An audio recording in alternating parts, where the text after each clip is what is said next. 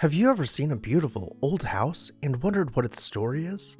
Hi everyone, Ken here. Welcome to this house. As we begin viewing Woodlawn, we will dive into its history. Make sure to hit the subscribe button so you never miss an exciting episode of this house. Following the formation of the United States, English companies began purchasing large tracts of land in the US.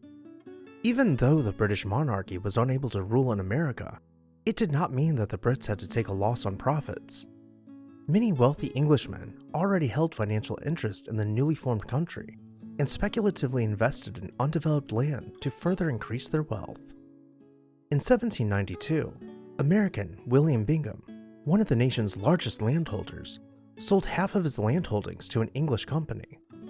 The company then hired an 18-year-old by the name of John Black to travel overseas and oversee the company's interest by acting as a long-term land agent. John ended up falling in love with Mary Cobb, the daughter of an incredibly wealthy congressman, Dr. David Cobb of Massachusetts. The young couple wasted no time starting their lives together, quickly growing their family to include 8 children. The couple decided to build a large family home in Ellsworth, Maine. They hired master masons from Boston and sourced their red brick from Philadelphia. And to top off the stately Greek Revival-style mansion, balustrade trimmed the perimeters of the low-pitched roof. Inside, a sweeping staircase dramatically curves along a rounded wall above early Americana and antique European furniture.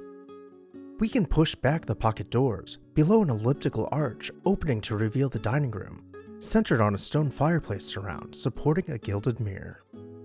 From here we can continue into the butler's pantry, where the family's collection of fine china is on proud display.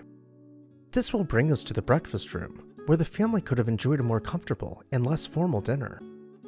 Let's circle around through the hall, admiring the stylistic variety of doors along the way until we find the parlor. The parlor is dominated by a large, handmade rug running the length of the room, with antique furniture set conversationally above it. This refined sophistication continues into the library, where floor-to-ceiling bookshelves flank the classically styled fireplace mantel. Nearby, John's office allows us to peer into the past as we can imagine him sitting at his writing desk, quill in hand, as he composed documents by candlelight. Upstairs, the southeast bedroom is carpeted with excessive textiles draping the canopy bed and covering the windows, a display of wealth for the time.